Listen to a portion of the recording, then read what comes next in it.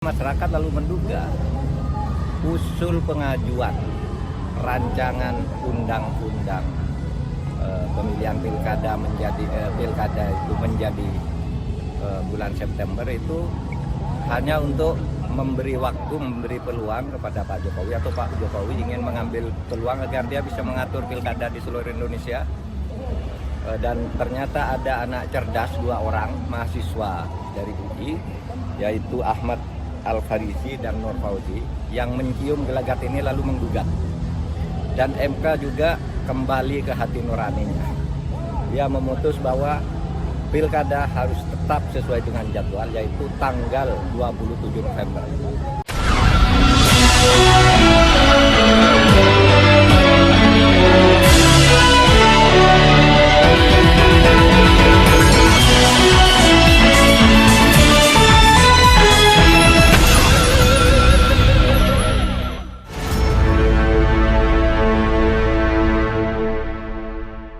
Assalamualaikum warahmatullahi wabarakatuh. Saya Heris Punarif dari Forum News Network.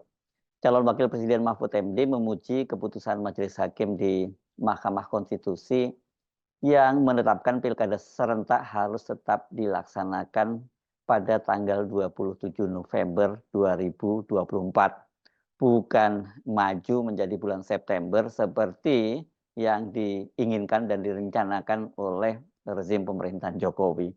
Keputusan dari Mahkamah Konstitusi tersebut menutup pintu bagi Presiden Jokowi untuk bisa tetap mengendalikan pilkada serentak. Nah, karena dia itu kan akan mengakhiri masa jabatannya pada tanggal 20 Oktober 2024. Jadi 1 bulan lebih awal sebelum pilkada serentak.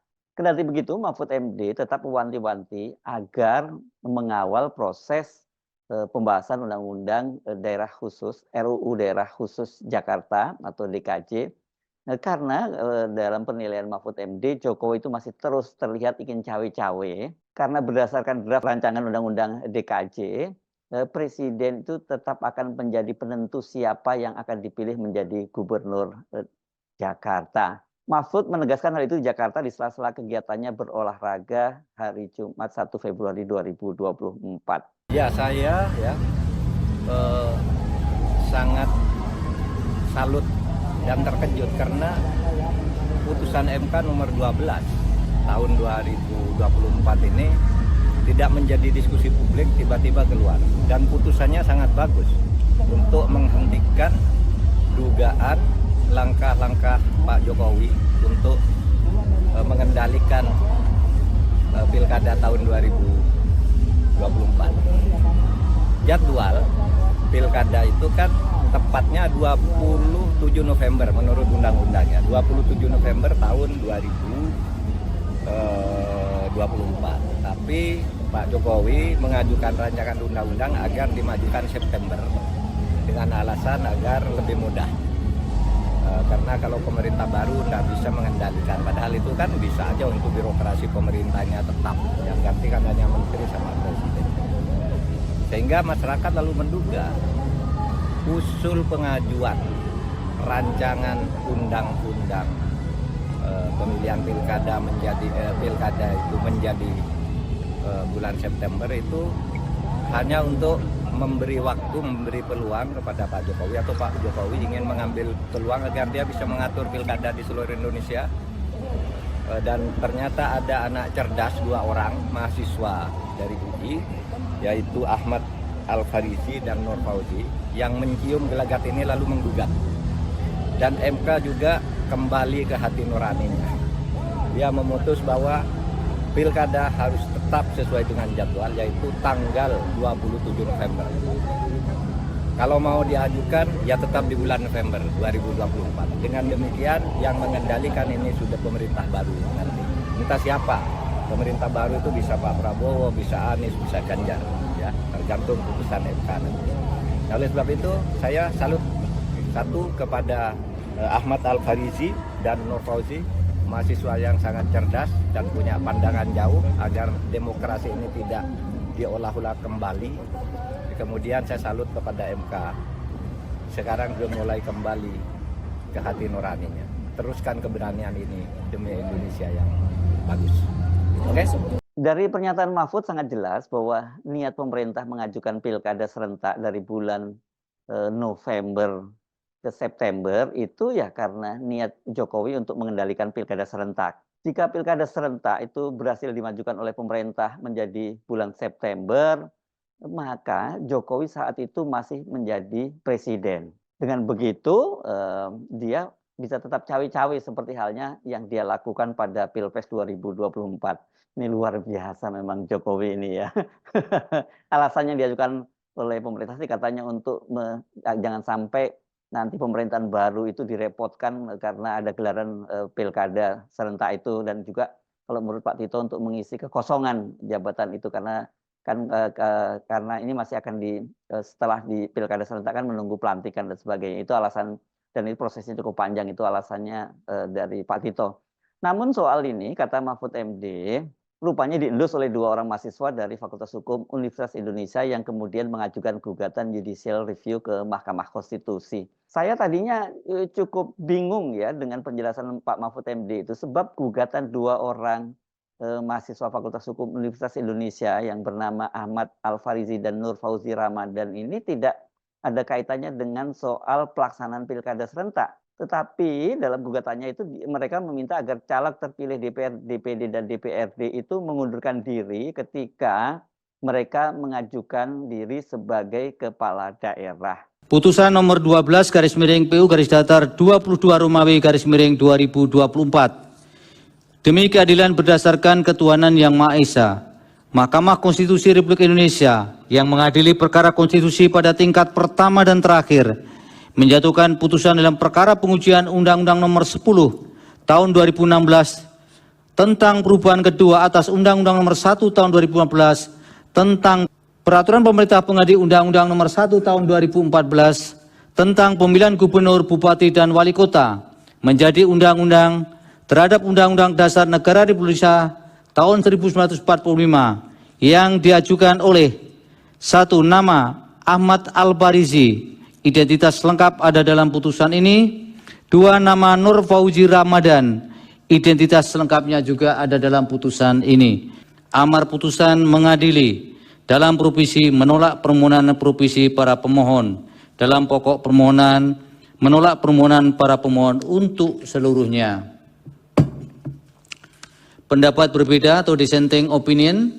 Terhadap putusan aku terdapat pendapat berbeda atau dissenting opinion dari 1 orang hakim konstitusi, yaitu Hakim Konstitusi M. Guntur Hamzah, yang menyatakan sebagai berikut. Dissenting opinion dimaksud selengkapnya dianggap dibacakan.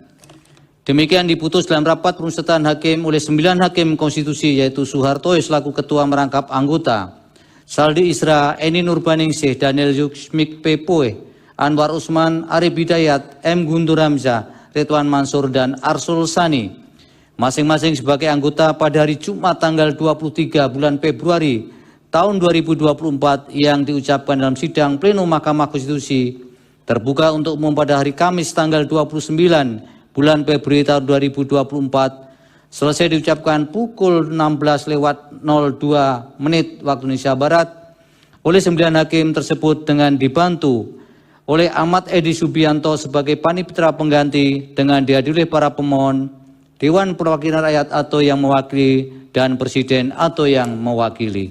Kendati menolak gugatan 2 orang mahasiswa Fakultas Hukum itu, dalam amar putusannya, Majelis Hakim memutuskan bahwa pilkada serentak tetap dilaksanakan pada tanggal 27 November 2024 itu.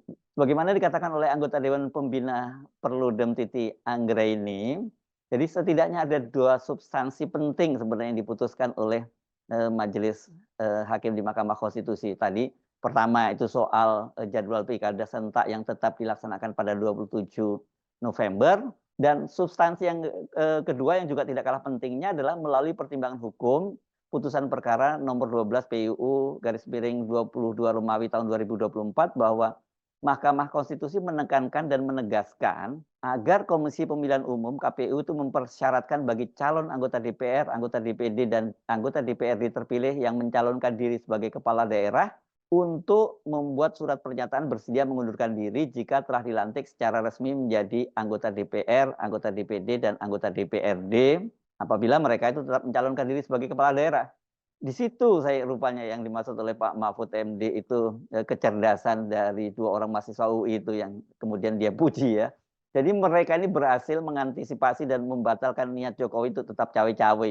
Namun selain memuji mahasiswa itu tadi kan dia juga Mahfud juga menyatakan bahwa dia memuji hakim Mahkamah Konstitusi yang telah kembali ke jalan yang benar dan tidak hanya menuruti kemauan pemerintah begitu saja.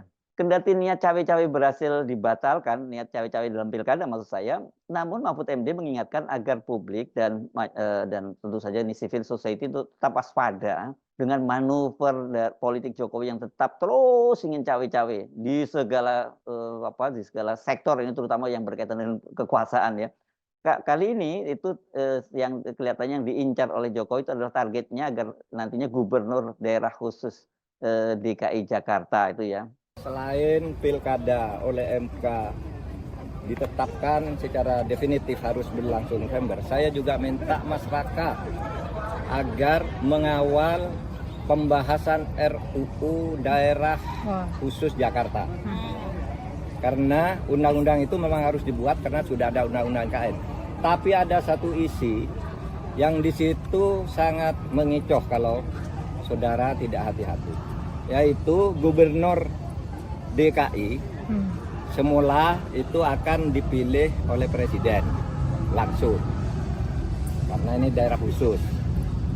Masyarakat tidak setuju, lalu sekarang kesepakatan sementara itu nanti gubernur DKJ itu akan dipilih 2 nama oleh DPR lalu diserahkan kepada presiden. Presiden menentukan 1. Ini bisa berpotensi kronisme lagi. Oleh sebab itu masyarakat harus tetap menolak. Ini akal-akalan baru untuk ikut cawe-cawe tidak jujur di dalam pemilihan gubernur Jakarta. Oleh sebab itu masyarakat harus mengawal dan saya berharap pada partai-partai besar tetap menolak gagasan pemilihan kecuali pemilihan langsung seperti yang biasa. Itu harus kita kawal bersama untuk demokrasi dan keadilan kita. Itu aja ya. Mahfud benar, kalau tetap ditunjuk oleh presiden, maka selain menghilangkan hak konstitusional warga DKI Jakarta, saya sering repot ini bukan DKI ya, sekarang jadinya DKJ karena ibu kotanya sudah diputuskan pindah ke IKN. Jadi DKJ, bukan ini susah banget kita kebiasaan DKI ya. Daerah khusus Jakarta itu hak konstitusionalnya akan hilang karena mereka tidak bisa lagi memilih kepala daerah secara langsung karena ditunjuk presiden atau dipilih oleh DPRD saya kira maksudnya itu dan kemudian ditentukan oleh presiden. Dan ini lagi-lagi yang memberikan peluang presiden untuk mengendalikan sepenuhnya gubernur DKI Jakarta. Ini saya kira memang tidak langsung Jokowi, ini tergantung bagaimana pembahasan dari RUU itu apakah bisa selesai sebelum masa jabatan Jokowi berakhir atau sesudah itu. Kalau masih itu RUU DK Jakarta ini daerah khusus Jakarta ini berhasil diselesaikan sebelum Jokowi turun dari masa jabatannya, ya tetap Jokowi yang menentukan nantinya. Tapi selain soal gubernur, sesungguhnya RUU daerah khusus Jakarta itu juga masih sangat terlihat berisi substansi yang akal-akalan Jokowi untuk cawe-cawe, yakni melalui soal pembentukan daerah aglomerasi. Aglomerasi ini adalah kawasan yang terbentuk nanti Jakarta, Bogor, Depok, Tangerang, Bekasi, dan Cianjur itu. Yang ini menjadi daerah aglomerasi dan nantinya daerah aglomerasi ini akan dipimpin oleh wakil presiden. Nah, kalau nantinya yang dilantik menjadi presiden dan wakil presiden itu adalah Prabowo dan Gibran, berarti nanti yang akan berkuasa di aglomerasi itu adalah Gibran. Nah, kita bisa bayangkan kalau dia menguasai daerah aglomerasi, Jakarta, Depok, Bogor, Tangerang, Bekasi, dan Cianjur, ya dia sama juga menguasai sebagian besar wilayah wilayah ekonomi Indonesia karena memang disinilah ekonomi Indonesia itu sangat besar dan nilai perputaran uang juga paling besar. Sementara Pak Prabowo sebagai presiden nanti berdiam diri di istana sana di IKN yang jauh dari mana-mana. Ini luar biasa sekali akalnya Pak Jokowi ini. Saya Hersbun Arif dari Forum News Network. Sampai jumpa lagi. Wassalamualaikum warahmatullahi wabarakatuh.